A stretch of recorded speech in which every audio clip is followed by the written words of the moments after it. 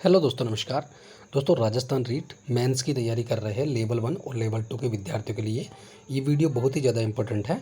और दोस्तों, इस वीडियो में हम आज जो आपको सोल्व करवाने जा रहे हैं वो दोस्तों आरबीएससी, ठीक है दोस्तों। आरबीएससी की जो बुक है राजस्थान की, और कौन सी क्लास की, कक्षा 7 की, ठीक है दोस्तों, यानी क्लास 7 की जो बुक है उसको हम पूरी को इसी वीडियो में सोल्व करवा देंगे आपको, ठीक है दोस्तों। और वो भी किसके रूप में, वन लाइनर फैक्ट के रूप में, ठीक है दोस्तों, वन लाइनर के रूप में। तो वीडियो के साथ में बने रहिए, चैनल को सब्सक्राइब करिए, शेयर करिए, बेल आइकन को प्रेस करिए ताकि आने वाली वीडियो का नोटिफिकेशन आपको तुरंत मिल सके। और दोस्तों, जब भी मैं वीडियो अपलोड करूँ तो आपके पास में वो वीडियो आ सके, ठीक है दोस्तों।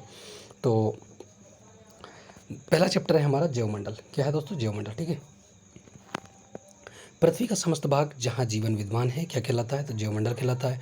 पृथ्वी की ठोस सतह वाले भाग को क्या कहा जाता है? स्थलमंडल कहा जाता है। पृथ्वी का जलीय भाग क्या कहलाता है? तो जलीय भाग जलमंडल कहलाता है।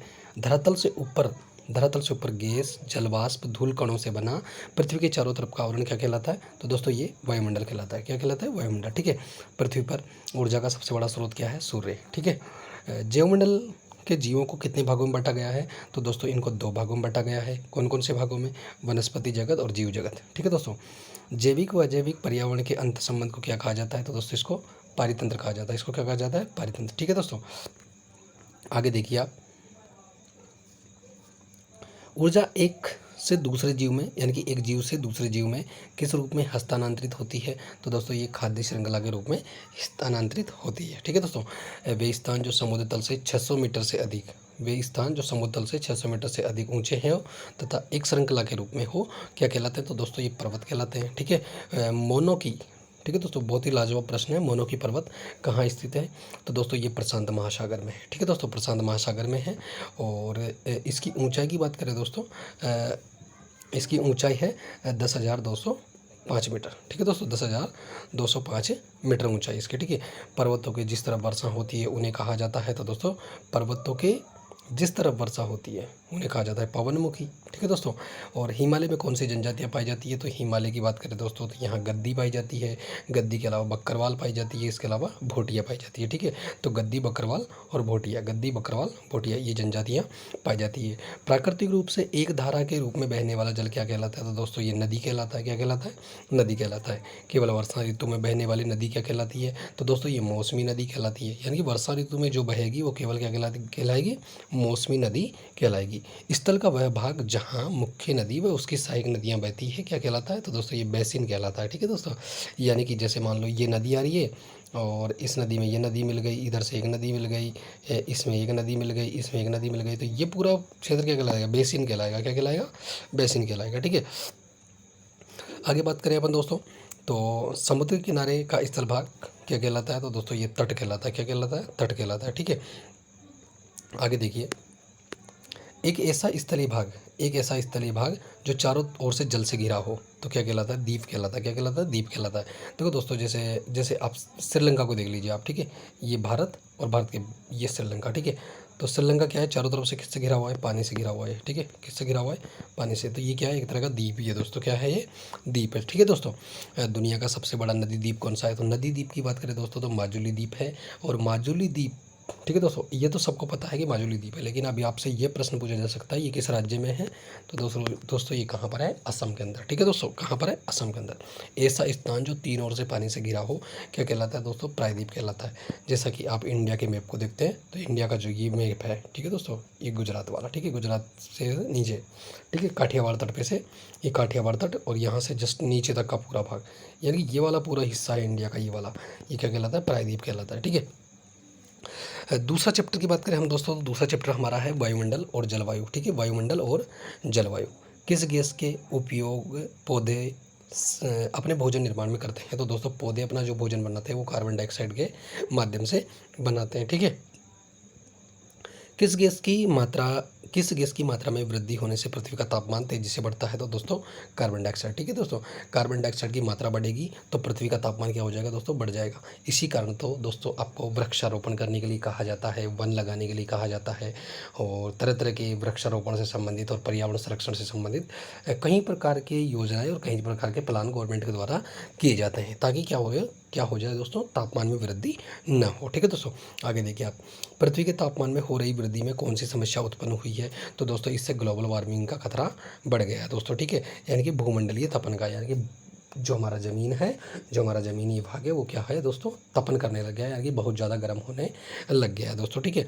वायुमंडल में विद्यमान गैसीय जल क्या कहलाता है दोस्तों, तो वायुमंडल में जो विद्यमान गैसीय जल है वो क्या कहलाता है, जल वाष्प कहलाता है, ठीक है। क्षोभ मंडल में पाई जाने वाली जल वाष्प अन्य किस नाम से जानी जाती है, तो दोस्तों क्षोभ मंडल में पाई जाने वाली जल वाष्प आर्द्रता के नाम से जानी जाती है, ठीक है दोस्तों। धूल कणों पर ऐसा क्या होता है, धूल कणों पर ऐसा क्या होता है जो हमें आकाश नीला दिखाई देता है, तो दोस्तों इन पर क्या होता है, प्रकाश का प्रकीर्णन, ठीक है दोस्तों।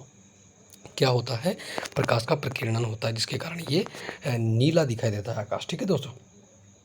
धूल कणों की कौन सी क्रिया के कारण हमें सूर्योदय और सूर्यास्त के समय लालिमा दिखाई देती है, ठीक है दोस्तों।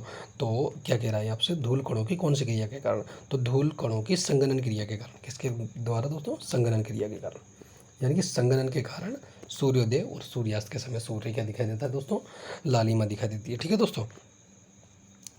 तापमान के आधार पर वायुमंडल को कितने भागों में बांटा गया है, तो तापमान के आधार पर दोस्तों वायुमंडल को 5 भागों में बांटा गया है, ठीक है दोस्तों। क्षोभ मंडल की औसत ऊंचाई क्या है, क्षोभ मंडल की औसत ऊंचाई की बात करें दोस्तों तो ये 13 किलोमीटर है, यानी कि ये ज़मीन और ज़मीन से ऊपर की बात करें दोस्तों तो 13 किलोमीटर पर तक क्षोभ मंडल है दोस्तों। और न्यूनतम की बात करें दोस्तों तो 8 किलोमीटर और अधिकतम की बात करें तो 18 किलोमीटर। तो दोस्तों 18 8 कितने हो गए, 26, और 26 में हम 2 का भाग देख के औसत निकालेंगे तो आ जाएगा 13, यानी कि औसत ऊंचाई कितनी हो जाएगी क्षोभ मंडल की, कितनी हो जाएगी दोस्तों, 13 किलोमीटर। क्षोभ मंडल की ऊपरी सीमा किस नाम से जानी जाती है, तो दोस्तों ये क्षोभ सीमा के जानी जाती है, यानी कि शांत मंडल के नाम से जानी जाती है, ठीक है दोस्तों। वातावरणीय घटनाएं जैसे बादल बनना, वर्षा, तूफान आदि कहाँ होते हैं दोस्तों, तो ये क्षोभ मंडल में होते हैं।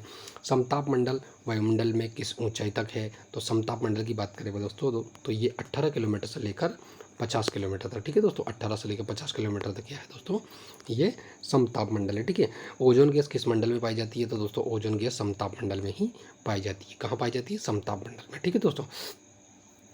वायुमंडल वायुयान किस परत में उड़ते हैं, तो दोस्तों वायुयान की बात करें हम तो ये समताप मंडल में ही वायुयान उड़ते हैं, ठीक है दोस्तों। क्योंकि इसमें क्या होता है, हवा शांत रहती है दोस्तों, ठीक है, हवा क्या होती है, शांत होती है, इस कारण वायुयान उड़ाने में समताप मंडल सहायक है। ओजोन परत किस का अवशोषण कर लेती है, तो दोस्तों ओजोन गैस ओजोन परत है जो हमारी पराबैंगनी किरणें, यानी कि सूर्य से आने वाली हमारी जो इतनी पराबैंगनी किरणें हैं उनका क्या कर लेती है, अवशोषण कर लेती है, ठीक है दोस्तों। आगे चलते हैं, अंतरिक्ष से आने वाले उल्कापिंड, ठीक है दोस्तों, एक मिनट रुकिए दोस्तों। अंतरिक्ष से आने वाले उल्कापिंड किस परत में नष्ट हो जाते हैं, तो दोस्तों ये मध्य मंडल में, ठीक है दोस्तों, किस में, मध्य मंडल में आकर नष्ट हो जाते हैं। यानी कि दोस्तों ये तो है हमारा क्षोभ मंडल और क्षोभ के ऊपर समताप मंडल और समताप के मंडल के ऊपर कौन सा, ओजोन मंडल के बाद में मध्य मंडल, ठीक है दोस्तों, और उसके बाद में बहिर्मंडल, ठीक है दोस्तों। तो अंतरिक्ष से आने वाले उल्कापिंड किस परत में नष्ट हो जाते हैं, तो दोस्तों ये मध्य मंडल में आकर नष्ट हो जाते हैं। मध्य मंडल की ऊंचाई मध्य मंडल किस ऊंचाई पर पाया जाता है, तो दोस्तों तो ये कहाँ पाया जाता है, 80 किलोमीटर तक, ठीक है दोस्तों, 80 किलोमीटर तक मध्य मंडल पाया जाता है। पृथ्वी से प्रसारित होने वाले रेडियो तरंगे कहाँ परिवर्तित होकर वापस पृथ्वी पर लौट आती है दोस्तों, तो ये आयन मंडल में, ठीक है दोस्तों, आयन मंडल में। तो यानी कि हम बात करें सबसे पहले क्षोभ मंडल, उसके बाद में समताप मंडल, और समताप मंडल के बाद में मध्य मंडल, और मध्य मंडल के बाद में दोस्तों आयन मंडल, और उसके बाद में बहिर्मंडल, ठीक है दोस्तों।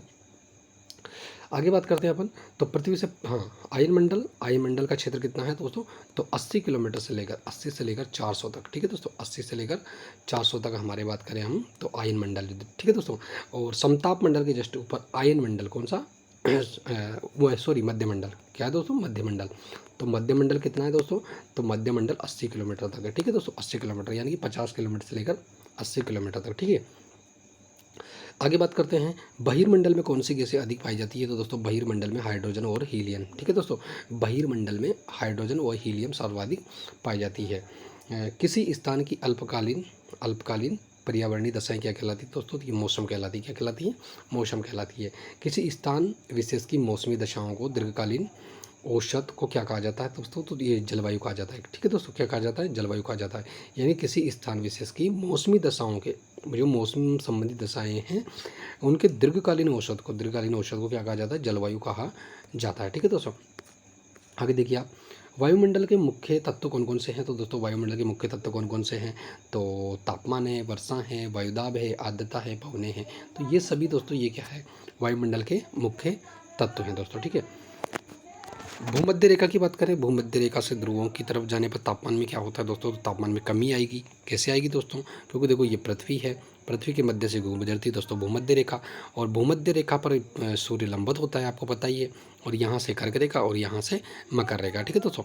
तो जैसे जैसे ऊपर जाएंगे तो सूर्य की किरणें तो दोस्तों यहाँ तक ही तो ज़्यादा पड़ेगी, ऐसे तो ज़्यादा पड़ती है ना, क्योंकि सूर्य तो यहीं रहता है ज़्यादातर, ठीक है। तो ये इलाके यानी कि जैसे जैसे हम जाएंगे ऊपर तो तापमान बढ़ेगा, और जैसे जैसे हम भूमध्य रेखा की तरफ आएंगे तो तापमान बढ़ेगा दोस्तों, यानी ठीक है दोस्तों, यानी कि इधर से इधर आएंगे तो तापमान बढ़ेगा दोस्तों, ठीक है। तो इस तरह का प्रश्न और भी बन सकता है, ठीक है दोस्तों। तो ऊंचाई के साथ साथ तापमान में क्या परिवर्तन आता है? तो ऊंचाई के साथ साथ तापमान में कमी आती है, ठीक है दोस्तों। और भूमध्य रेखा से ध्रुवों की तरफ जाने पर तापमान में क्या क्या परिवर्तन होगा? तो कमी आएगी दोस्तों, ठीक है। पृथ्वी सूर्य से किस रूप में ऊर्जा प्राप्त करती है? तो दोस्तों ये लघु तरंग के रूप में, ठीक है दोस्तों।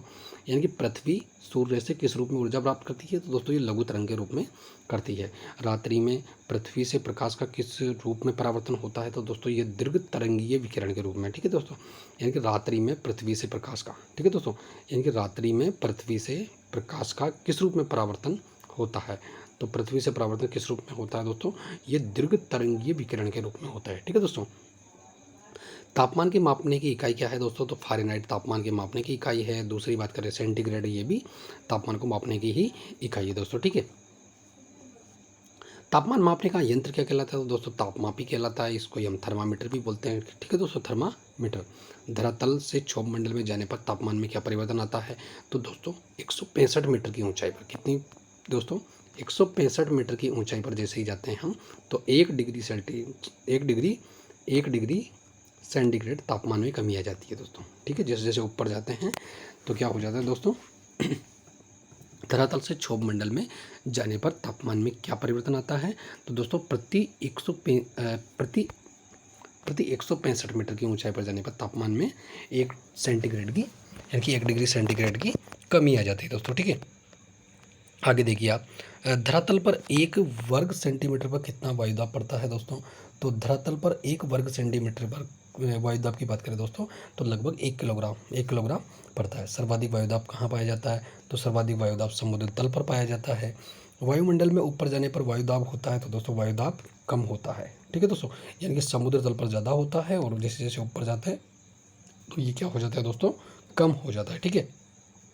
वायुदाब को मापने की इकाई क्या कहलाती है? तो वायुदाब को मापने की इकाई मिलीबार कहलाती है। क्या कहलाती है? मिलीबार कहलाती है, ठीक है।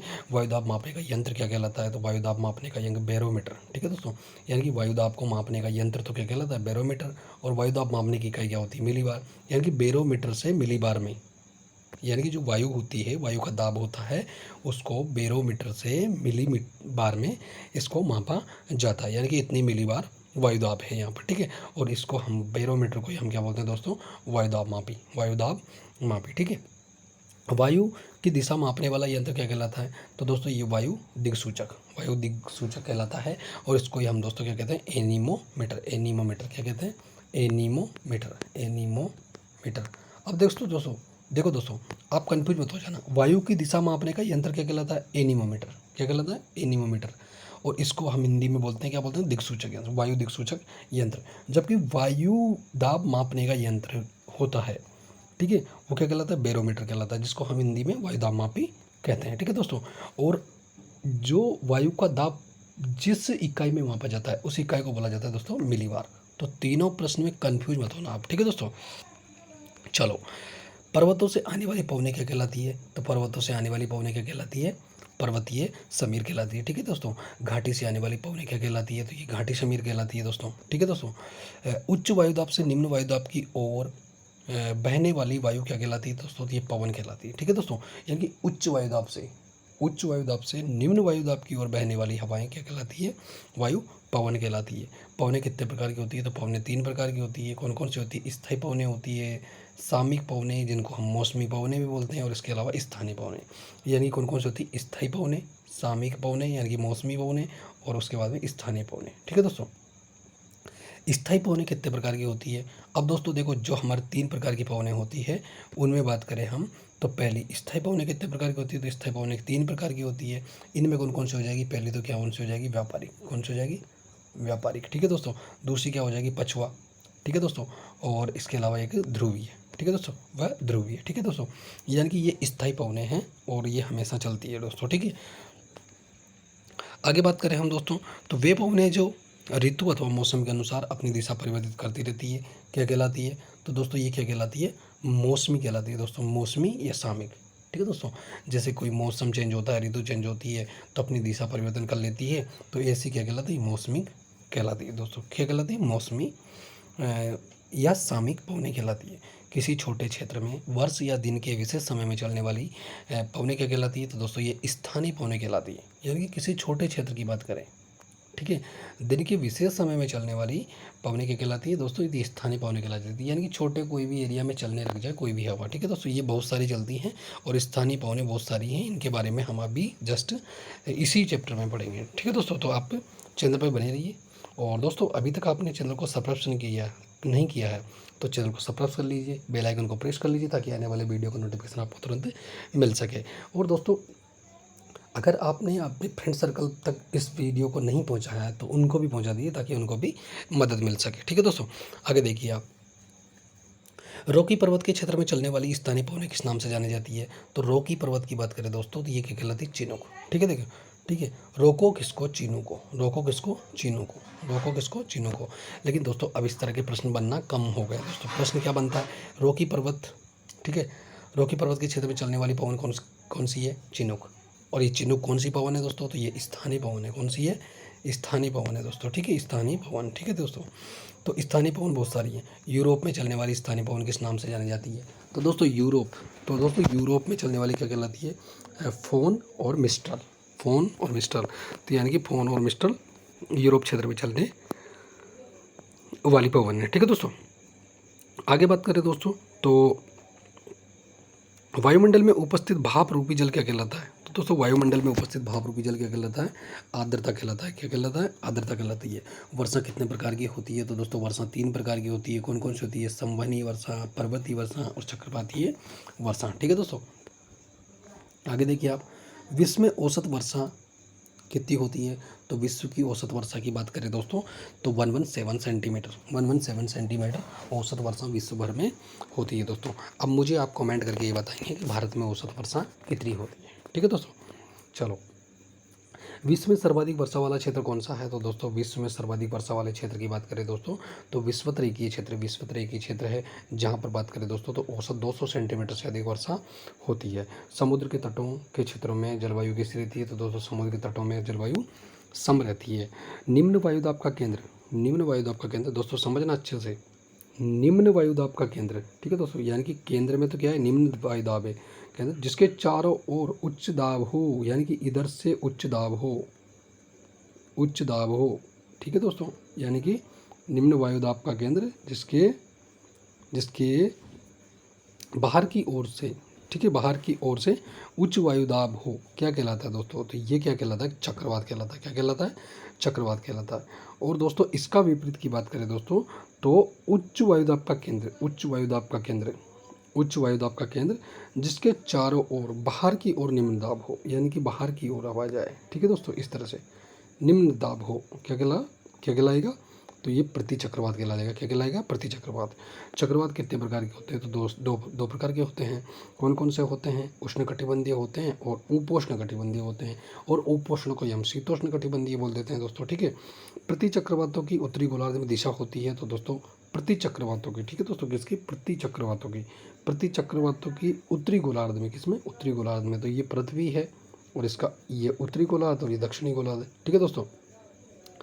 तो उत्तरी गोलार्ध में दिशा होती है, तो दोस्तों ये घड़ी की सुई की दिशा में होती है, यानी कि घड़ी जिस दिशा में चलती है, यानी कि उत्तरी गोलार्ध में जो दिशा होगी वो कैसी होगी दोस्तों? ऐसी होगी, ठीक है दोस्तों, यानी घड़ी की दिशा में, ठीक है दोस्तों, यानी कि इस तरह से, ठीक है, घड़ी की दिशा में, ठीक है।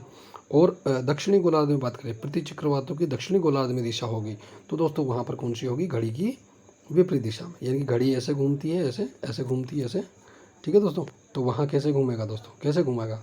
ठीक है दोस्तों, ऐसे घूमेगा, ठीक है, ऐसे, ठीक है, ऐसे घूमेगा। ठीक है, आगे बात करें अपन दोस्तों, तो उष्णकटिबंधीय चक्रवातों को अमेरिका में किस नाम से जाना जाता है? तो दोस्तों अमेरिका की बात करें दोस्तों, तो अमेरिका में हरिकेन के नाम से जाना जाता है। ठीक है दोस्तों, आगे देखिए आप, उष्णकटिबंधीय चक्रवातों को कैरिबियन सागर, किसमें दोस्तों? कैरिबियन सागर। और कैरिबियन सागर मैक्सिको में किस नाम से जाना जाता है? तो दोस्तों यहाँ पर टार्नेडो। ठीक है दोस्तों, तो आपसे प्रश्न पूछा जा सकता है, कैरिबियन सागर जो कि अमेरिका के का है ये, इसके अलावा मैक्सिको भी अमेरिका का है, यहाँ पर टर्नेडो है। ठीक है दोस्तों, और उष्णकटिबंधीय चक्रवातों को अमेरिका में तो हरिकेन के नाम से जाना जाता है, और दोस्तों कैरिबियन सागर और मैक्सिको में किस नाम से जाना जाता है? टर्नेडो के नाम से जाना जाता है दोस्तों। ठीक है, आगे बात करें दोस्तों, उष्णकटिबंधीय चक्रवातों को चीन जापान में, कहाँ पर दोस्तों? चीन और जापान में। कहाँ पर? चीन और जापान में किस नाम से जाना जाता है? तो टाइफून के नाम से। किसके नाम से जाना जाता है? टाइफून के नाम से जाना जाता है। उष्णकटिबंधीय चक्रवातों को ऑस्ट्रेलिया में किस नाम से जाना जाता है? तो ऑस्ट्रेलिया में विली विलीज के नाम से, विली विलीज के नाम से। और बंगाल की खाड़ी में किस नाम से जाना जाता है? तो बंगाल की खाड़ी में ये चक्रवात के नाम से ही जाने जाते हैं। तो दोस्तों ये हमारा दूसरा चैप्टर समाप्त हो गया, यानी कि हम आज इसी वीडियो में हम दोस्तों पूरा इस चैप्टर को ख़त्म कर देंगे दोस्तों। ठीक है, तो तीसरा चैप्टर हमारा क्या है? जल। ठीक है दोस्तों, विश्व की प्रमुख जल किनारे विकसित सभ्यता कौन सी है? तो दोस्तों कौन कौन सी है जल के किनारे विकसित सभ्यता कौन कौन सी है? तो सिंधु की बात करें तो दोस्तों ये भारत में है, हुआंगो की बात करें तो ये चीन के अंदर है, मेसोपोटामिया की बात करें तो ये अरब के अंदर है, और नील सभ्यता की बात करें दोस्तों तो ये मिस्र देश के अंदर है। इसके अलावा माया और एज़टेक की बात करें दोस्तों तो ये उत्तरी अमेरिका का मास्को में, उत्तरी अमेरिका का एक देश है मास्को, मैक्सिको के अंदर है। वह इंका की बात करें दोस्तों तो इंका है दक्षिण अमेरिका में, और इनको हम मैप के माध्यम से भी देख लेते हैं। तो देख लीजिए आप, देखो दोस्तों, माया व एज़टेक ये मैक्सिको में, ये उत्तरी अमेरिका महाद्वीप, और उत्तरी अमेरिका महाद्वीप का ये मैक्सिको। ठीक है, मैक्सिको देश है, यहाँ पर माया व एज़टेक सभ्यताएं विकसित हुई। और यहाँ बात करें दक्षिण अमेरिका की बात करें तो दक्षिण अमेरिका की ये एंडीज़ पर्वतमाला, ठीक है, और एंडीज़ पर्वतमाला के पश्चिमी छोर पर इंका, कौन सी सभ्यता? इंका सभ्यता विकसित हुई है। और यहाँ पर मिस्र देश है ये अफ्रीका महाद्वीप में, और यहाँ पर नील नदी की घाटी में कौन सी सभ्यता विकसित हुई है? यहाँ पर मिस्र की सभ्यता। ठीक है दोस्तों, और मेसोपोटामिया की सभ्यता, जो कि मेसोपोटामिया की सभ्यता की बात करें अपन तो ये एशिया महाद्वीप में, और एशिया महाद्वीप की बात करें दोस्तों तो किसमें? अरब में, संयुक्त राज्य अरब में। ठीक है, हुआंगो की बात करें तो हुआंगो सभ्यता कहाँ विकसित हुई है? ये चीन के अंदर विकसित हुई है। और भारत की बात करें तो भारत में सिंधु घाटी सभ्यता विकसित हुई है, जो कि सिंधु नदी की घाटी सभ्यता है। ठीक है दोस्तों, तो इस तरह से विश्व की प्रमुख सभ्यताएं हैं जो कि जलों के किनारे विकसित हुई हैं दोस्तों। ठीक है, चलो, तो हमने मैप के माध्यम से और अच्छे से समझ लिया है। अब हम आगे बढ़ते हैं। दूसरा हमारा फैक्ट ये है इसके अंदर, एक मिनट रुकिए, दूसरा फैक्ट है हमारा, जब जल विभिन्न स्रोतों से वाष्पित होकर वर्षा द्वारा पुनः वहीं पहुंच जाता है तो ये क्रिया क्या कहलाती है? तो दोस्तों ये क्रिया जल कहलाती है। क्या कहलाती है? जल चक्र कहलाती है। ठीक है दोस्तों, जल चक्र कहलाती है। यानी कि आप समझ लीजिए दोस्तों, ये जो सागर है, देखो आप अच्छे से समझ लीजिए, ये सागर है। सागर में क्या हुआ दोस्तों, तो वायुमंडल की कुल जल वाष्प का 80% भाग महासागरों में से प्राप्त होता है। ठीक है दोस्तों, तो दोस्तों जैसे वाष्पीकरण हुआ, यानी कि तापमान ज़्यादा पड़ा, सूर्य का प्रकाश पड़ा, तो प्रकाश पड़ेगा दोस्तों तो वाष्पीकरण होगा, तो वाष्पीकरण के माध्यम से वाष्प ऊपर उठेगी तो संघनन के माध्यम से क्या बन जाएंगे दोस्तों? बादल बन जाएंगे। और जब यही बादल पवन के माध्यम से इधर जाएंगे तो दोस्तों ये बादल बन के जाएंगे, और बादल बन के जाएंगे तो ये जहाँ भी पर्वतीय इलाका होगा, जहाँ पेड़ पौधे होंगे, जहाँ अच्छा होगा, तो वहाँ पर जाके दोस्तों ये बरस जाएंगे। क्या कर जाएंगे? बरस जाएंगे। जब बरसेंगे तो जल का बहाव होगा, कोई छोटी मोटी झीलें हैं तो उनमें पानी भर जाएगा। इसके अलावा उनको भी भरने के बाद में जो बचा कुचा जल है वो बहेगा, तो कुछ जल भूमिगत हो जाएगा, और जो जल भूमिगत होने के अलावा भी बचेगा वो सीधा वापस कहाँ चला जाएगा? महासागरों में चला जाएगा। इस प्रकार से जल चक्र व्यवस्था समझी जा सकती है दोस्तों। ठीक है, आगे देखिए आप, विश्व में सर्वाधिक वर्षा वाला स्थान कौन सा है दोस्तों? तो मासिनराम है। और मासिनराम की पहले की बात करें तो पहले दोस्तों चेरापूंजी था, लेकिन वर्तमान में आपका ऑप्शन आ जाता था, आपको मासिनराम लगाना है, जो कि भारत के मेघालय राज्य में, कहाँ पर है? मेघालय राज्य में है दोस्तों। ठीक है दोस्तों, आगे देखिए आप, पृथ्वी पर मौजूद कुल जल का कितना प्रतिशत पीने योग्य है? तो दोस्तों 2.5% कितना दोस्तों? 2.5% जो जल है वो पीने योग्य है। विश्व की सबसे खारी झील कौन सी है? तो दोस्तों विश्व की सबसे खारी झील की बात करें दोस्तों तो ये वोन झील है। और वोन झील कहाँ पर है दोस्तों? ये तुर्की में है दोस्तों। कहाँ पर है? तुर्की में। अब दोस्तों कमेंट करके मुझे ये बताएंगे कि तुर्की का नया नाम क्या है। ठीक है दोस्तों, अभी तुर्की का नया नाम अपडेट हो चुका है दोस्तों।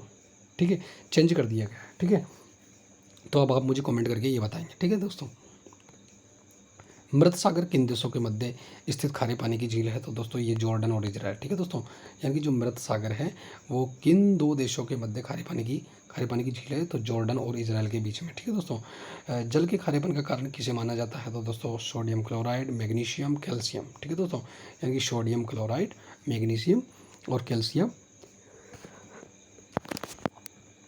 और अन्य लवण। ठीक है दोस्तों, आगे बात करें हम दोस्तों तो यहाँ पर देखो नदियों के किनारे बसे हुए कुछ शहरों के बारे में बताया गया है। तो देख लीजिए आप, महासागरों के तट पर स्थित नगर बताए गए हैं और झीलों के किनारे स्थित नगर बताए गए हैं। ठीक है दोस्तों, तो किस किस के? नदी के किनारे, महासागर के किनारे और झील के किनारे। तो दोस्तों नदी की बात करें तो दोस्तों दिल्ली की बात करें हम, दिल्ली तो दिल्ली यमुना नदी के तट पर है और ये भारत देश में है। ठीक है दोस्तों, इलाहाबाद की बात करें तो इलाहाबाद गंगा यमुना के संगम पर है और ये भी कहाँ पर है? भारत में है। ठीक है दोस्तों, आगे बात करें लंदन की बात करें तो लंदन ब्रिटेन की राजधानी है दोस्तों। लंदन थेम्स नदी के। ठीक है दोस्तों, थेम्स नदी के और ये इंग्लैंड में है। ठीक है दोस्तों, आगे बात करें दोस्तों रोम, तो रोम किस नदी के किनारे दोस्तों? तो टाइबर नदी के किनारे है। और टाइबर कहाँ पर है दोस्तों? टाइबर नदी के किनारे है और टाइबर नदी कहाँ पर है? इटली के अंदर है दोस्तों। ठीक है, आगे बात करें तो पेरिस किस नदी के किनारे? सीन नदी के किनारे है और ये फ्रांस की राजधानी है दोस्तों। ठीक है दोस्तों, महासागरों के तट पर स्थित शहर की बात करें दोस्तों तो दोस्तों मुंबई है। जो मुंबई कहाँ पर है? हिंद महासागर के तट पर है। भारत में बात करें तो हिंद महासागर के तट पर है भारत में। ठीक है दोस्तों, आगे बात करें दोस्तों तो अब दोस्तों चेन्नई की बात करें हम तो चेन्नई किस में है? हिंद महासागर के तट पर है। ये भी कहाँ पर है? भारत में है। न्यूयॉर्क की बात करें, न्यूयॉर्क तो न्यूयॉर्क कहाँ पर है? अटलांटिक महासागर का। कहाँ पर? अटलांटिक महासागर के में। और ये कहाँ पर है? न्यूयॉर्क यूएसए के अंदर। ठीक है दोस्तों, USA, United state of America. ठीक है, और हम आगे बात करें दोस्तों बीजिंग, तो बीजिंग क्या है? चीन की राजधानी है और ये प्रशांत महासागर के तट पर है। ठीक है दोस्तों, और सिंगापुर की बात करें दोस्तों तो सिंगापुर किस में है? सिंगापुर प्रशांत महासागर के तट पर है। प्रशांत महासागर के तट पर है और ये कहाँ पर है? सिंगापुर देश के अंदर है। ठीक है दोस्तों, अब झीलों की बात करें तो झीलों के किनारे स्थित प्रमुख शहर कौन कौन से हैं विश्व की पूछा है। ठीक है, तो श्रीनगर की बात करें दोस्तों, श्रीनगर कहाँ पर है? इंडिया में है। और इंडिया में बात करें हम दोस्तों, इंडिया में बात करें दोस्तों तो इंडिया में ये श्रीनगर डल झील के किनारे है। कहाँ पर है दोस्तों? डल झील के किनारे है। ठीक है दोस्तों, और ये भारत में स्थित है।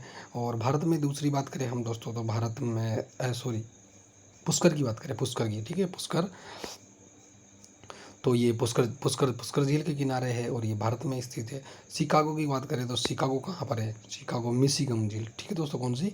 शिकागो मिशिगन झील और मिशिगन झील कहाँ पर है? यूएस है। इसके अलावा डुलुथ एक शहर है। ठीक है, डुलुथ एक शहर है, नगर है और ये किसके? सुपीरियर झील के। ठीक है दोस्तों, सुपीरियर झील के है। और बफेलो की बात करें दोस्तों तो ये ईरी झील के। ठीक है, और ये कहाँ पर है? यूएसए के अंदर। ठीक है दोस्तों, तो इस प्रकार से हम विश्व के प्रमुख शहर जो कि नदी, झील और महासागरों के तट पर स्थित है उनका हमने विस्तारपूर्वक अध्ययन किया। नेक्स्ट की बात करें हम दोस्तों तो राजस्थान के किस क्षेत्र में फ्लोराइड युक्त जल की समस्या है? तो दोस्तों शेखावाटी और दक्षिण राजस्थान। शेखावाटी की बात करें दोस्तों तो शेखावाटी में सीकर, चूरू और झुंझुनू। ठीक है दोस्तों, सीकर, चूरू और झुंझुनू। और दक्षिणी राजस्थान की बात करें तो दक्षिणी राजस्थान में बहुत सारा आ जाता है, जिसमें उदयपुर के अलावा राजसमंद है, चित्तौड़गढ़ है, बांसवाड़ा है, प्रतापगढ़ है। ठीक है दोस्तों, तो ये सब किस में आ जाएंगे? दक्षिणी राजस्थान के अंदर आ जाएंगे दोस्तों। ठीक, तो यहाँ पर फ्लोराइड युक्त जल की समस्या सबसे अधिक है दोस्तों। ठीक है, आगे देखिए आप, भारत सरकार द्वारा जल प्रदूषण के संकट को ध्यान में रखते हुए क्या किया गया है? तो दोस्तों प्रदूषण निवारण एवं नियंत्रण कानून 1974 लाया गया है दोस्तों। ठीक है, तो दोस्तों ये वेरी इंपॉर्टेंट प्रश्न है और आप याद भी रखें इसको। ठीक है दोस्तों, तो आपसे प्रश्न पूछा जा सकता है कि प्रदूषण निवारण एवं नियंत्रण कानून कब लाया गया? तो 1974 में लाया गया था दोस्तों। ठीक है दोस्तों, आगे बात करें दोस्तों तो गंगा सफाई के लिए कौन सी योजनाएं भारत सरकार द्वारा चलाई गई है, तो दोस्तों गंगा एक्शन प्लान, एक तो गंगा एक्शन प्लान और नमामि गंगे, ठीक है दोस्तों, नमामि गंगे। और नमामि गंगे को तो आपको अभी की रीट में भी पूछा जा सकता है दोस्तों, कौन सी रीट में, 2022 वाली में, ठीक है दोस्तों, 2022 का जो पात्रता रीट की थी उसमें भी पूछा जा सकता है, पूछा जा चुका है। और उसमें पूछा गया था दोस्तों तो कि नमामि गंगे योजना कब लॉन्च हुई थी, मतलब कब आई थी, तो दोस्तों ये कब आई थी, तो आपको पता है दोस्तों ये नरेंद्र मोदी जी के प्रधानमंत्री बनने के जस्ट बाद में ये योजना आई थी और सन 2014 में ये योजना आई थी दोस्तों, ठीक है। आगे बात करें दोस्तों हम, तो जल दिवस कब मनाया जाता है, तो दोस्तों 22 मार्च को जल दिवस मनाया जाता है, ठीक है दोस्तों। कब मनाया जाता है, 22 मार्च को मनाया जाता है। जल संरक्षण की विधियाँ बताइए, तो जल संरक्षण की विधियों की बात करें दोस्तों तो बूंद बूंद सिंचाई विधि है, फव्वारा विधि है, फव्वारा पद्धति, रूपटॉप है, रूपटॉप जल संचयन विधि। दोस्तों रूपटॉप का मतलब ये है छत के ऊपर पानी को इकट्ठा करना, ठीक है दोस्तों, छत के ऊपर पानी को इकट्ठा करना यानी कि रूपटॉप जल संग्रहण विधि। इसके अलावा बात करें दोस्तों तो एनीकट निर्माण विधि, ठीक है दोस्तों, एनीकट निर्माण विधि, तो एनीकट निर्माण विधि भी इसके अंतर्गत आता है। एनीकट का मतलब दोस्तों ये होता है जैसे छोटे छोटी नदियाँ होती हैं ना, बिल्कुल छोटी छोटी नदियाँ हैं गाँव में बहती है, खाड़ियाँ बोल सकते हैं उनको अपन, ठीक है। तो उनके वो तो जैसे ये नदी बह रही है, नदी बह रही है, तो यहाँ पर जैसे मान लो कोई जल भराव है तो यहाँ पर एक इस तरह से छोटा सा डैम बना दिया और इसके पानी को रोक दिया, तो इनको हम एनीकट बोलते हैं दोस्तों, ठीक है। आगे बात करें दोस्तों तो भविष्य का सोना या नीला सोना किसे कहा जाता है, तो नीला सोना दोस्तों जल को कहा जाता है। आगे बात करें दोस्तों तो व्यर्थ बेकार पदार्थ क्या कहलाते हैं, तो दोस्तों तो अपशिष्ट कहलाते हैं, क्या कहलाते हैं, अपशिष्ट कहलाते हैं, ठीक है दोस्तों। आगे बात करें हम दोस्तों तो 4th नंबर का लेशन हमारा आ जाता है भूमि, ठीक है दोस्तों। तो वह प्राकृतिक भूभाग जो प्राकृतिक वनस्पति से ढका हो क्या कहलाता है, तो वन भूमि, ठीक है दोस्तों, क्या कहलाता है, वन भूमि कहलाता है दोस्तों, ठीक है। आगे बात करें तो वन भूमि की बात करें दोस्तों, देखो बहुत अच्छे से कितना अच्छे से एक्सप्लेन किया गया है दोस्तों, और मैं साथ के साथ आपको बताता भी चलूँगा, ठीक है। तो वन भूमि की बात करें दोस्तों तो वन भूमि तो वह विस्तृत भूभाग जो प्राकृतिक वनस्पति से ढका हो वह वन भूमि कहलाता है। और वन भूमि के अंतर्गत क्या क्या आता है दोस्तों, तो राष्ट्रीय उद्यान है, इसके अलावा वन्य जीव अभ्यारण्य है, इसके अलावा आखेट निषेध क्षेत्र हैं आदि इसी में सम्मिलित किए जाते हैं दोस्तों, यानी कि वन भूमि में, ठीक है। कृषि भूमि, कृषि भूमि की बात करें दोस्तों तो वह भूमि जिस पर फसलें उगाई जाती है वो कृषि भूमि कहलाती है। बंजर भूमि तो यानी कि बेकार पड़ी वो भूमि जो कृषि योग्य नहीं है और भूमि में नहीं बदला जा सकता, उसे हम बंजर भूमि कहेंगे। जैसे बंजर भूमि में के अंतर्गत क्या क्या आते हैं, ऊंची पर्वत है, पथरीली भूमि है, इसके अलावा दलदल है, ठीक है दोस्तों। तो ये किसके अंदर आएंगे, बंजर भूमि के अंतर्गत आएंगे, ठीक है दोस्तों। आगे बात करें दोस्तों तो कृषि योग्य व्यर्थ भूमि, कृषि योग्य व्यर्थ भूमि की बात करें दोस्तों तो बेकार पड़ी वह भूमि जो कृषि क्षेत्र में बदली जा सकती है, यानी कृषि योग्य क्षेत्र में बदली जा सकती है, तो उसको हम क्या कहेंगे दोस्तों, तो कृषि योग्य व्यर्थ भूमि बोलेंगे दोस्तों, ठीक है दोस्तों। उसको चारागाह भूमि की बात करें दोस्तों तो वह सार्वजनिक भूमि जिस पर पशुओं को चराया जाता है उसे चारागाह भूमि कहा जाता है। उद्यान भूमि की बात करें दोस्तों तो वह भूमि जिस पर फलदार वृक्ष उगाए जाते हैं उसे उद्यान भूमि कहते हैं दोस्तों, ठीक है। आगे बात करें दोस्तों तो वर्तमान प्रतिभूमि इसका मतलब क्या है, तो यानी कि भूमि का उपजाऊपन बढ़ाने के लिए, यानी कि भूमि अच्छी उपज दे इसका बढ़ाने के लिए किसानों द्वारा 1 या 2 वर्ष के लिए खाली छोड़ी गई भूमि को हम क्या बोलते हैं दोस्तों, प्रतिभूमि बोलते हैं उसको, प्रति। यानी कि आप गाँव में भी देखो, आपने सुना होगा अपने राजस्थान में तो बहुत बार यूज करते हैं, बूढ़े बुजुर्ग लोग कहते रहते हैं कि बेटा इस साल तो पड़त छोड़ दो खेत को, ठीक है दोस्तों, पड़त छोड़ दो। जैसे आप सरसों की बुआई करते हैं तब भी तो क्या होता है दोस्तों, उसमें उड़द, सोयाबीन, मूंग वगैरह ऐसी फसल नहीं बोते हैं। क्यों नहीं बोते हैं, इसलिए नहीं बोते हैं क्योंकि उसको पड़त छोड़ देते हैं तो उसमें अच्छा पानी, इसके अलावा उसका उपजाऊपन बढ़ जाता है और उसके बाद में सरसों की खेती अच्छे से हो जाती है उसके अंदर, ठीक है दोस्तों। तो इसलिए पड़ती भूमि बोलते हैं उसको, ठीक है। आगे बात करें दोस्तों तो अन्य कार्यों में प्रयुक्त भूमि का यानी कि ऊपर वर्णित भूमि उपयोगों को छोड़कर शेष सभी कार्यों में प्रयुक्त भूमि को इस वर्ग में रखा जाता है, जैसे मानव अधिवास है, परिवहन है, नहरें हैं, उद्योग है, दुकानें, खनन है आदि प्रयुक्त भूमि है, ठीक है दोस्तों। वन भूमि में कौन कौन से क्षेत्र सम्मिलित किए गए हैं, तो दोस्तों वन भूमि की बात करें तो दोस्तों तो राष्ट्रीय उद्यान है, वन्य जीव अभ्यारण्य है, आखेट निषिद्ध क्षेत्र है, ठीक है दोस्तों। बेकार पड़ी हुई भूमि जिस पर कार्य के उपयोग में नहीं लाया जा सकता क्या कहलाती है, तो बंजर भूमि कहलाती है दोस्तों, ठीक है। व्यर्थ पड़ी भूमि जो कृषि कार्य हेतु उपयोग में लाया जा सकता है उसे क्या कहा जाएगा, कृषि योग्य भूमि कहा जाएगा। यानी कि जिसको उपयोग में लाया जा सकेगा उसको हम कृषि योग्य भूमि कहेंगे, और जिसको बेकार पड़ी भूमि को कृषि कार्य में उपयोग में नहीं लाया जा सकेगा उसको हम बंजर भूमि बोलेंगे। ठीक है दोस्तों। वह सार्वजनिक भूमि जिसे सामूहिक रूप से पशुचारण हेतु उपयोग में लाया जाता है क्या कहलाती है? तो दोस्तों ये चारागाह भूमि कहलाती है। इसके अलावा दोस्तों हम बात करें तो वह भूमि जिस पर फलदार वृक्ष लगाए जाते हैं क्या कहलाते हैं? तो दोस्तों ये उद्यान भूमि कहलाती है। क्या कहलाती है? उद्यान भूमि। ठीक है दोस्तों। इसके अलावा बात करें हम दोस्तों तो भूमि का उपजाऊपन बढ़ाने के लिए गत 1-2 वर्षों से खाली छोड़ी गई भूमि क्या कहलाती है? तो दोस्तों अभी जस्ट बता के निपटाऊँ मैं आपको, और इसको क्या बोलते हैं दोस्तों? परती भूमि। क्या बोलते हैं? परती भूमि, यानी कि पड़त भूमि। ठीक है दोस्तों। और अपने राजस्थानी में तो दोस्तों ऐसे भी प्रश्न आ सकता है, पड़त क्या है? ठीक है दोस्तों, पड़त भूमि क्या है? ठीक है, ये भी ध्यान रखना, आप कन्फ्यूज करने के लिए दे सकता है आपको। ठीक है, वह भूमि जिसे पिछले 5 या अधिक वर्षों से उपजाऊपन बढ़ाने के लिए खाली छोड़ा गया है क्या कहलाती है? तो यानी कि इसको हम पुरानी परती भूमि बोलेंगे। इसको क्या बोलेंगे? पुरानी परती भूमि बोलेंगे। विश्व के कितने प्रतिशत लोगों के भोजन का आधार कृषि को माना गया है? तो विश्व के कितने प्रतिशत लोगों के भोजन का आधार कृषि को माना गया है? तो 97% लोग, यानी कि विश्व के 97% लोग हैं, उनके भोजन का आधार क्या है दोस्तों? केवल क्या है दोस्तों? कृषि। बाकी 3% लोग हैं वही दोस्तों क्या है? कृषि के अलावा दूसरे स्रोतों से अपना भोजन ग्रहण करते हैं दोस्तों। ठीक है दोस्तों। किसान अपने परिवार के पालन पोषण के लिए जो कृषि करता है उसे क्या कहा जाता है दोस्तों? तो यानी कि परिवार के पालन पोषण के लिए जो कृषि करता है दोस्तों उसको निर्वाह कृषि कहा जाता है। क्या कहा जाता है? निर्वाह कृषि कहा जाता है। किसान द्वारा फसल को बेचने के उद्देश्य से की गई कृषि क्या कहलाती है? तो दोस्तों ये व्यापारिक कृषि। ठीक है दोस्तों, व्यापारिक कृषि कहलाती है। यानी कि जैसे कोई लोग कपास की खेती करता है तो कपास को क्या करता है दोस्तों? कपास क्या करता है दोस्तों? तो कपास एक व्यापारी की तो खेती है, चाय की भी खेती है, वो कौन सी? व्यापारिक खेती है। ठीक है दोस्तों, यानी कि व्यापार के उद्देश्य से उनको किया जाता है। स्वामित्व के आधार पर भूमि को कितने भागों में बांटा गया? तो दोस्तों 2 भागों में बांटा गया है। कौन कौन सी? निजी और सार्वजनिक। ठीक है दोस्तों, निजी तथा सार्वजनिक। ठीक है, आगे बात करें दोस्तों अपन तो भारत की कुल भूमि का कितना प्रतिशत कृषि क्षेत्र में उपयोग होता है? तो भारत की कुल भूमि का, यानी कि भारत में जैसे 100% भूमि है पूरा, उसमें से 60% की बात करें तो कृषि क्षेत्र में उपयोग होता है। यानी कि 40% जो भूमि है वो ऐसे ही पड़ी हुई है अभी भी। ठीक है दोस्तों, वो किस रूप में है? वो जंगलों के रूप में है, वो राष्ट्रीय उद्यान के रूप में है, इसके अलावा राष्ट्रीय अभ्यारण्य के रूप में है, इसके अलावा पर्वतों के रूप में, पठार के रूप में, नदियों के रूप में, झीलों के रूप में, झरनों के रूप में। ठीक है दोस्तों, इसके अलावा रहने के लिए, शहरों के लिए। ठीक है दोस्तों, इनमें के उपयोग में आती है। ठीक है दोस्तों, भारत की कुल भूमि का कितना प्रतिशत चारागाह में उपयोग होता है? तो दोस्तों चारागाह की बात करें हम दोस्तों तो चारागाह में 4%, चारागाह में केवल 4%। ठीक है दोस्तों, भारत की कुल भूमि का कितना प्रतिशत वन है? तो वन की बात करें दोस्तों तो ये 23% है। दोस्तों ये पुराना आंकड़ा है, ये ध्यान रखिए आप। अभी की बात करें दोस्तों 24 पॉइंट कुछ ऊपर है दोस्तों। ठीक है दोस्तों, इतना वन है, लेकिन कितना होना चाहिए दोस्तों? 33%, यानी कि पृथ्वी के 33% भाग पर क्या होना चाहिए दोस्तों? वन होना चाहिए। कृषि भूमि का कुल प्रतिशत विश्व के कुल स्थल भाग का कितना है?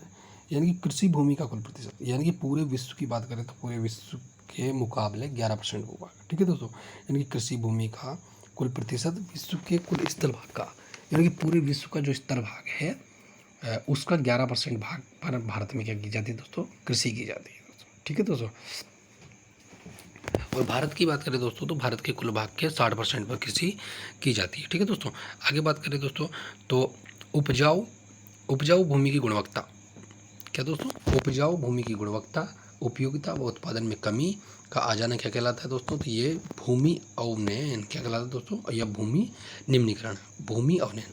यानी कि उपजाऊ भूमि की गुणवत्ता, उपयोगिता व उत्पादकता में कमी आ जाना क्या कहलाता है दोस्तों? भूमि अवनयन या भूमि निम्नीकरण कहलाता है दोस्तों। और इस तरह की समस्या से लगभग मुझे ऐसा लगता है दोस्तों 10-20 साल में ऐसा समय आ सकता है। ठीक है दोस्तों, यानी कि भूमि अवनयन या भूमि निम्नीकरण का समस्या आ सकती है, क्योंकि दोस्तों धान की खेती बढ़ती जा रही है और जितने भी रासायनिक केमिकल है, रासायनिक दवाइयाँ केमिकल है, इसके अलावा रासायनिक खाद है, इनको को अपर्याप्त मात्रा में दोस्तों लिमिट से ज़्यादा दिया जा रहा है। इसके कारण भूमि क्या होती जा रही है दोस्तों? भूमि अवनयन की तरफ बढ़ती जा रही है और आने वाले भविष्य में ऐसी समस्या देखने को आपको जरूर मिलेगी। ठीक है दोस्तों, अगर आप भी किसान के बेटे हैं और आप तो किसान पुत्र हैं दोस्तों, तो आप भी ऐसी बातों पे ध्यान दीजिए और अपने घर वालों को समझाइए, अपने माता पिता को, अपने बड़े भाई को जो खेती बाड़ी करते हैं उनको समझाइए कि भाई लिमिट से ज़्यादा रासायनिक पदार्थ हमको नहीं देना है। ठीक है दोस्तों। बांध बनाकर तटीय भूमि को डूबने से बचाने की तकनीक क्या कहलाती है? तो दोस्तों ये पोल्डर कहलाती है। क्या कहलाती है? पोल्डर कहलाती है। यानी कि बांध बनाकर तटीय भूमि को डूबने से बचाने की तकनीक क्या कहलाती है? पोल्डर। कृषि शुष्क क्षेत्र, कृषि शुष्क क्षेत्र अनुसंधान केंद्र, जिसको हम बोलते हैं दोस्तों काजरी। क्या बोलते हैं? काजरी, काजरी। ठीक है दोस्तों, काजरी क्या बोलते हैं? काजरी। कहाँ पर है? तो दोस्तों ये जोधपुर राजस्थान के अंदर है। कहाँ पर है? जोधपुर राजस्थान के अंदर है। ठीक है दोस्तों। आगे बात करें दोस्तों, तो वन और वन्य जीव, 5वें नंबर का जो लेसन है हमारा, 5वें नंबर का लेसन वो क्या था? तो वन और वन्य जीव। ठीक है दोस्तों। तो पहला प्रश्न क्या है दोस्तों हमारा? तो पहला प्रश्न है हमारा, किसी भौगोलिक प्रदेश में वृक्ष, लताएं, पौधे, झाड़ियाँ, घास, काई आदि का सम्मिलित रूप क्या कहलाता है? दोस्तों ये क्या कहलाता है? वनस्पति क्या कहलाता है। ठीक है दोस्तों। क्या क्या? वृक्ष हो, लताएं हो, लताएं जानते हो दोस्तों? बेल। ठीक है, बेल। इसके अलावा पौधे हैं, झाड़ियाँ हैं, घास है, काई है। काई जानते हो दोस्तों? कंजी वगैरह। ठीक है ना, कंजी वगैरह छा जाती है जो। ठीक है। उष्णकटिबंधीय सदाबहार वन पाए जाते हैं। तो दोस्तों उष्णकटिबंधीय सदाबहार वन, जैसे ये हमारी पृथ्वी है, तो हमारी पृथ्वी का दोस्तों ये बात करें हम तो 0 डिग्री यानी कि भूमध्य रेखा, और भूमध्य रेखा से हम बात करें दोस्तों तो 10 डिग्री उत्तर और 10 डिग्री दक्षिण। इस क्षेत्र में दोस्तों हमारे पास में उष्णकटिबंधीय सदाबहार वन पाए जाते हैं। विश्व में सर्वाधिक जैव विविधता वाले वन कौन से हैं? तो दोस्तों सर्वाधिक जैव विविधता वाले वनों की बात करें दोस्तों तो ये सदाबहार वन है। कौन से हैं दोस्तों? सदाबहार वन है। उष्णकटिबंधीय सदाबहार वनों में किस प्रकार के पेड़ पाए जाते हैं? तो दोस्तों जो ये क्षेत्र है, ठीक है दोस्तों, कौन सा क्षेत्र? ये वाला क्षेत्र, 10-10 वाला। ठीक है दोस्तों, 10 ऊपर 10 नीचे, यानी कि उष्णकटिबंधीय सदाबहार वनों में किस प्रकार के पेड़ पाए जाते हैं? तो दोस्तों इनमें रोजवुड पाया जाता है, आबनूस पाया जाता है, इसके अलावा महोगनी पाया जाता है। ठीक है दोस्तों, तो यानी कि रोजवुड, आबनूस और महोगनी, इस तरह के वन, इस तरह के पेड़ पाए जाते हैं।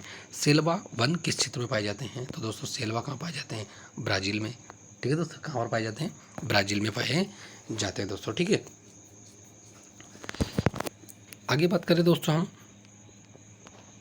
पृथ्वी के फेफड़े किन्हें कहा जाता है? तो दोस्तों पृथ्वी के फेफड़े की बात करें दोस्तों तो ब्राज़ील के अमेजन के जंगल। ठीक है दोस्तों, ब्राज़ील की बात करें, ब्राज़ील, तो ब्राज़ील देश में जो अमेजन नदी है, दक्षिण अमेरिका महाद्वीप के ब्राज़ील देश में अमेजन के जो जंगल है उन्हें क्या कहा जाता है? पृथ्वी के फेफड़े कहा जाता है। और स्थानीय भाषा में इन्हें शेलवास कहा जाता है। स्थानीय भाषा में इन्हें क्या कहा जाता है? शेलवास कहा जाता है। ठीक है दोस्तों।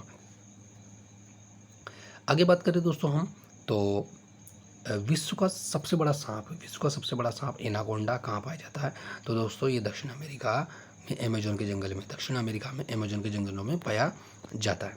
पतझड़ वनों में कौन से वृक्ष पाए जाते हैं? तो दोस्तों पतझड़ वनों में कौन से वृक्ष पाए जाते हैं? तो नीम है, शीशम है, महुआ है, इसके अलावा जामुन है, साल है, सागवान है। ठीक है दोस्तों, तो ये पाए जाते हैं। आगे बात करें हम, तो शीतोष्ण कटिबंधीय सदाबहार वनों में किस प्रकार के वृक्ष पाए जाते हैं? तो दोस्तों इसमें कठोर, मुलायम, ठीक है दोस्तों, कौन से? कठोर और मुलायम दोनों प्रकार की लकड़ी वाले, यानी कठोर भी पाए जाते हैं, मुलायम भी पाए जाते हैं। इनमें बात करें दोस्तों हम, तो क्या क्या हो सकते हैं? बांस हो सकता है, यूकेलिप्टस हो सकता है तथा चीड़ हो सकता है। ठीक है दोस्तों, ये तीनों प्रकार के वन पाए जाते हैं। विश्व का फलोद्यान किसे कहा जाता है? तो भूमध्य सागरीय वनों को। ठीक है दोस्तों, यानी कि भूमध्य सागरीय वन है, यानी कि भूमध्य रेखा के ये वन हैं। ठीक है, इस रेखा पर वन है, उनको हम क्या कहा जाता है? उनको हम क्या कहते हैं? भूमध्य सागरीय वन कहते हैं, और इनको हम विश्व का फलोद्यान कहते हैं दोस्तों। ठीक है। कागज़ की लुगदी बनाने के लिए किस प्रकार के वनों की लकड़ी प्रयोग में ली जाती है? तो कागज़ की लुगदी बनाने के लिए शंकु या कोणधारी। ठीक है दोस्तों, कागज़ की जो लुगदी बनाई जाती है उसके लिए हम शंकु या कोणधारी वनों को काम में लेते हैं। कोणधारी वनों के वृक्ष कौन से हैं? तो दोस्तों कोणधारी की बात करें दोस्तों, तो कोणधारी वनों के वृक्ष कौन कौन से हैं? तो दोस्तों ये लार्च है, स्पूस है, पाइन है और बर्च है। ठीक है दोस्तों, यानी कि लार्च, स्पूस, पाइन और बर्च। ठीक है दोस्तों, ये है। ठीक है। आगे बात करें अपन, तो विश्व में सबसे बड़े घास के मैदान कौन से हैं? तो विश्व में सबसे बड़े घास के मैदान सवाना है। विश्व में सबसे बड़े घास के मैदान कौन से हैं? सवाना है। ठीक है दोस्तों, आपसे पूछा जा सकता है कि विश्व में सबसे बड़े घास के मैदान कौन से? सवाना। ठीक है।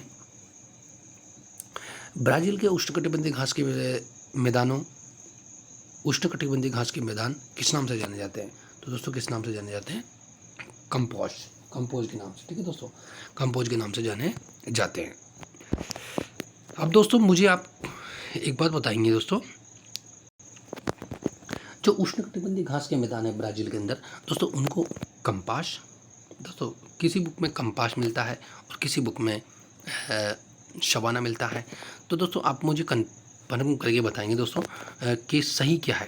ठीक है दोस्तों, ये मुझे कन्फ्यूज है मुझे भी। ठीक है दोस्तों, और जो आरबीएससी की बुक है दोस्तों, वो आरबीएससी की बुक भी हमें क्या बता रही है दोस्तों? सवाना भी बता रही है और उसके अलावा कंपोज भी बता रही है। ठीक है दोस्तों, दोनों ही बता रही है। अब किसको माने हम? ठीक है दोस्तों, तो इस तरह की डाउटफुल क्वेश्चन बन जाते हैं दोस्तों, ये इनमें हम भी कन्फ्यूज हो जाते हैं। ठीक है दोस्तों, और रही बात दोस्तों, हम बात करें तो मैंने तो देखो एक ट्रिक बना रखी थी, जब झील में हम स्नान करते हैं तो हमारा शरीर क्या हो जाता है दोस्तों? कांप उठता है। ठीक है दोस्तों, तो यानी कि कंपास कहाँ है? ब्राज़ील के अंदर। ठीक है दोस्तों, उष्णकटिबंधीय घास के मैदान। वेनेजुएला में उष्णकटिबंधीय घास के मैदान किस नाम से जाने जाते हैं? तो वेनेजुएला दोस्तों, इसको मैं ट्रिक से बता दूँ आपको, वेनेजुएला में उष्णकटिबंधीय घास के मैदान किस नाम से जाने जाते हैं? लानोस। ठीक है दोस्तों, यानी कि विने, वेनेजुएला से क्या हो जाएगा? विने की लंबी नोज, विने की लंबी नोज। ठीक है दोस्तों, यूरोप के शीतोष्ण घास के मैदान किस नाम से जाने जाते हैं? स्टेपिन। यानी कि दोस्तों यूरोप बहुत अग्रणी देश है, अग्नि महाद्वीप है, और यहाँ सभी चीज़ की टेक्नोलॉजी है। तो यानी जो टैप होता है ना दोस्तों, चिपकाने का टैप वो कहाँ से उसका जन्म हुआ? यूरोप से हुआ है। ठीक है दोस्तों, ऐसे मान लीजिए आप। अर्जेंटीना में शीतोष्ण घास के मैदान किस नाम से जाने जाते हैं? तो दोस्तों अर्जेंटीना में शीतोष्ण घाट के मैदान, ठीक है, घास के मैदान। ठीक है, अर्जेंटीना में शीतोष्ण घास के मैदान किस नाम से जाने जाते हैं? तो अर्जेंटीना की बात करें दोस्तों, तो ये पंपास या कंपास। ठीक है दोस्तों, पंपास या कंपास के नाम से जाने जाते हैं। ठीक है दोस्तों, यानी कि अर्जेंट, हमारा दिल क्या करता है दोस्तों? अर्जेंट में क्या करता है दोस्तों? पंप करता है। क्या करता है? पंप करता है। ठीक है दोस्तों, आगे बात करें तो दक्षिण अफ्रीका में शीतोष्ण घास के मैदान किस नाम से जाने जाते हैं? तो दोस्तों ये वेल्ड के नाम से जाने जाते हैं। किसके नाम से जाने जाते हैं? वेल्ड के नाम से। अब दोस्तों इसको कैसे याद करें? देखो, दक्षिण अफ्रीका का एक खिलाड़ी दोस्तों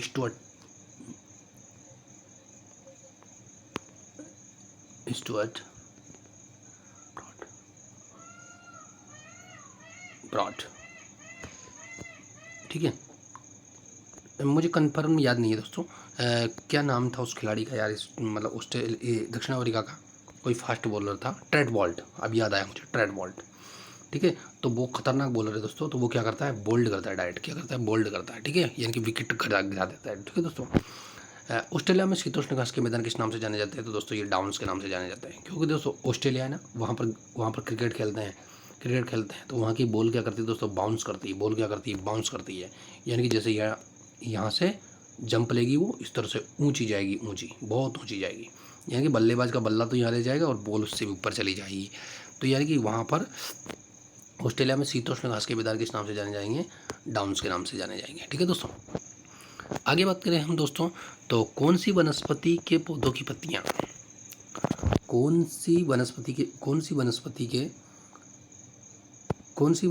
पौधों की पत्तियाँ जड़ें लंबी, वृक्ष कटीले व जड़ें गहरी होती है, यानी कि मरुस्थलीय। ठीक है दोस्तों, यानी कि मरुस्थल की जितनी वनस्पतियाँ हैं उनकी जड़ें क्या होगी दोस्तों? लंबी होगी, पत्तियाँ क्या होगी? छोटी होगी, वृक्ष कैसे होंगे? कटीले होंगे, और जड़ें कितनी होगी दोस्तों? गहरी होगी, जड़ें गहरी होगी।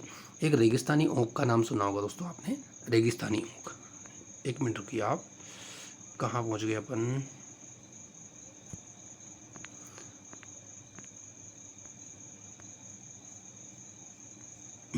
ठीक है दोस्तों, तो दोस्तों रेगिस्तानी ओक की बात करें दोस्तों, तो रेगिस्तानी ओक क्या होता है? वो इतनी लंबी जड़ें जाती है उसकी कि दोस्तों उसका जो वो है ना, वो जड़ों के नंबरें वहाँ तक पहुँच जाती है जहाँ तक उसको पानी नहीं मिलता है। ठीक है दोस्तों, तो यानी कि जहाँ तक पानी होता है ना रेगिस्तान में, वहाँ तक उसकी जड़ें चली जाती जहाँ से वो पानी प्राप्त करता है।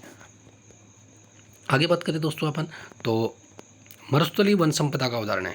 ठीक है दोस्तों, यानी कि मरुस्थलीय वनस्पति का उदाहरण है।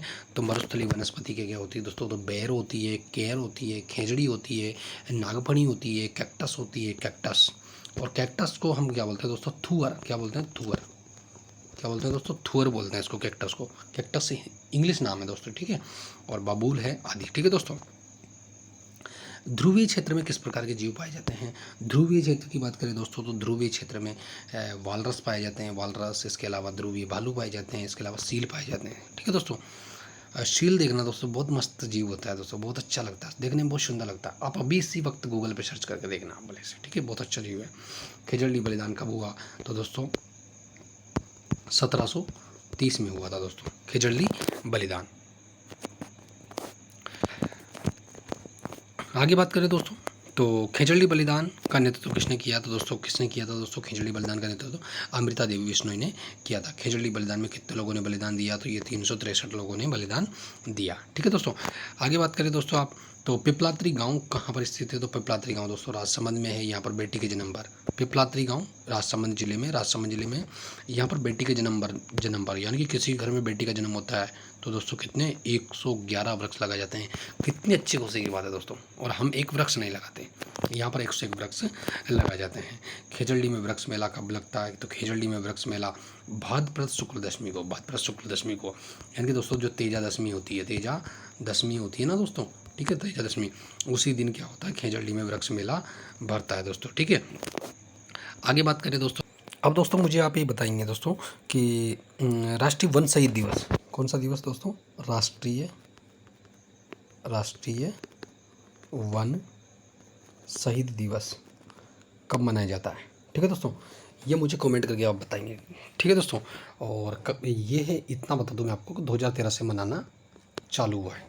और उद्देश्य बता दूं आपको तो पर्यावरण से संबंधित, ठीक है दोस्तों, पर्यावरण और वनों से संबंधित जो रक्षा करने वाले जितने भी कर्मचारी हैं, अधिकारी हैं, ठीक है दोस्तों, उनकी मृत्यु हो जाए उस कार्य के दौरान, ठीक है दोस्तों, तो उनके लिए ये दिवस मनाना प्रारंभ हुआ है दोस्तों, ठीक है दोस्तों। तो ये आप मुझे कमेंट करके बताएंगे कब मनाया जाता है, ठीक है दोस्तों, ये तिथि बताएंगे आप, ठीक है दोस्तों। चलो आगे चलते हैं। खेजड़ी में वृक्ष मेला कब भरता है? तो दोस्तों खेजड़ी में वृक्ष मेला भाद्रपद शुक्ल दशमी को भरता है, जो कि तेजा दशमी है। आगे बात करें दोस्तों तो चिपको आंदोलन में किसके नेतृत्व में महिलाओं ने पेड़ से चिपक गई थी? तो दोस्तों ये गोरा देवी के नेतृत्व में। और चिपको आंदोलन के प्रमुख नेता कौन थे, यानी प्रमुख नेतृत्वकर्ता कौन थे? तो दोस्तों इसकी बात करें हम दोस्तों तो सुंदरलाल बहुगुणा। कौन थे दोस्तों? सुंदरलाल बहुगुणा, जिनका अभी हाल ही में थोड़े दिनों पहले निधन हो गया दोस्तों, ठीक है। चिपको आंदोलन की बात करें दोस्तों तो देखो यहाँ पर देखिए कितने अच्छी शानदार थ्योरी दी गई है, हमारी बुक की ली गई है थ्योरी। देखिए आप, चिपको आंदोलन हिमाचल प्रदेश के कुछ भागों और टिहरी गढ़वाल के ग्रामीण गांवों में स्थानीय लोगों ने देखा कि खतरनाक बाढ़ों का आना और भूमि का धंसना साधारण सी बात हो गई है। इसके पीछे कारण व्यावसायिक उपयोग के लिए ठेकेदारों द्वारा जंगलों के वनों का काटना। 1972 में उत्तराखंड के गांवों की महिलाओं ने पेड़ काटने वालों का विरोध किया और उन वृक्षों से चिपक गई जिनको काटा जा रहा था। गोरा देवी के नेतृत्व में वहां के निवासियों द्वारा किए गए इस कार्य को ही चिपको आंदोलन के रूप में जाना जाता है। इस आंदोलन से पर्यावरणविद सुंदरलाल बहुगुणा भी जुड़े। कौन जुड़े दोस्तों? सुंदरलाल बहुगुणा भी जुड़े। चिपको आंदोलन ने वृक्षों की कटाई बंद करने की मांग की ताकि हिमालय का 60% क्षेत्र वनों से भरपूर हो जाए और ढालदार भूमि पर खाद्य, चारा, ईंधन, उर्वरक, रेशा देने वाले वृक्षों का रोपण किया जाए। चिपको आंदोलन हिमालय का ही नहीं बल्कि सारी मानव जाति का पर्यावरण संरक्षण के प्रति लोक जागरण का एक अनूठा उदाहरण है दोस्तों। तो बहुत ही शानदार और बहुत ही जानदार और बहुत ही यूँ कह सकते हैं साहसी एक आंदोलन था दोस्तों ये, ठीक है दोस्तों।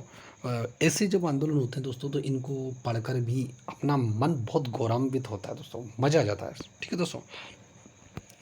आगे देखिए, ऐसा ही देखो एक एपिको आंदोलन हुआ था। एपिको आंदोलन की बात करें दोस्तों तो ये दक्षिण भारत में हुआ था। इसका देखो आप, पर्यावरण संरक्षण से संबंधित कर्नाटक में एक ऐसा ही आंदोलन शुरू हुआ जिसको हम किस नाम से जाने जाते हैं? एपिको के नाम से, जिसका अर्थ है बाहों में भरना। एपिको का अर्थ क्या होता है? बाहों में भरना। राज्य के सिरसी जिले में, किस जिले में हुआ था ये? सिरसी जिले में। तो आपसे ये प्रश्न पूछा जा सकता है दोस्तों, किस जिले में हुआ था? सिरसी जिले में, सितंबर 1983 में। सितंबर 1983 को सलकानी वन क्षेत्र में वृक्ष काटे जा रहे थे। तब वहाँ के स्त्री, पुरुष और बच्चों ने पेड़ों को बाहों में भर लिया और लकड़ी काटने वालों को भागने के लिए मजबूर होना पड़ा। वे कई सप्ताह तक वनों की पहरेदारी करते रहे। इस प्रकार यहाँ लोगों के द्वारा हजारों वृक्षों को बचाया गया। ठीक है दोस्तों, आगे बात करें दोस्तों अपन, तो चिपको आंदोलन का प्रणेता किसे माना जाता है दोस्तों? तो चिपको आंदोलन का जो प्रेरणाता है वो कौन है दोस्तों? सुंदरलाल बहुगुणा है दोस्तों। ठीक है, प्रेरणाता सुंदरलाल बहुगुणा है और नेतृत्वकर्ता कौन है दोस्तों? गौरा देवी। ठीक है दोस्तों, दोनों तरह से प्रश्न पूछा जा सकता है। एपिको आंदोलन का संबंध कहाँ से है? तो कर्नाटक के सिरसी जिले में 1983 को सलकानी वन क्षेत्र को बचाने के लिए। ठीक है दोस्तों, आगे बात करें दोस्तों, तो विश्व के संकटग्रस्त प्रजातियों का वर्णन किस किताब में किया गया है? तो दोस्तों ये लाल आंकड़ा किताब में, जिसको हम क्या बोलते हैं दोस्तों? रेड डाटा बुक बोलते हैं। क्या बोलते हैं? Red data book. ठीक है दोस्तों, संकटग्रस्त प्रजातियाँ जितनी भी हैं उनको हम रेड डाटा बुक में समाहित करते हैं। और रेड डाटा बुक की बात करें तो इसको कौन जारी करता है दोस्तों? तो रेड डाटा बुक है वो IUCN के द्वारा जारी होती है। किसके द्वारा? IUCN। इसका फुल फॉर्म क्या होता है दोस्तों? इसका फुल फॉर्म होता है international union conservation of nature. ठीक है दोस्तों, international union of conservation of nature. International लिख के बता देता हूँ। International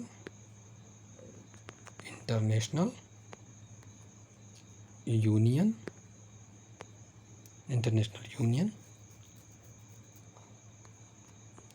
conservation of nature. आगे बात समझ में?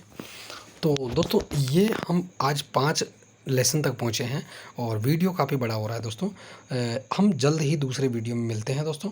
तब तक लिए नमस्कार, धन्यवाद। चैनल को सब्सक्राइब करिए, शेयर करिए, बेल आइकन को प्रेस करिए ताकि आने वाले वीडियो का नोटिफिकेशन आपको मिल सके। धन्यवाद।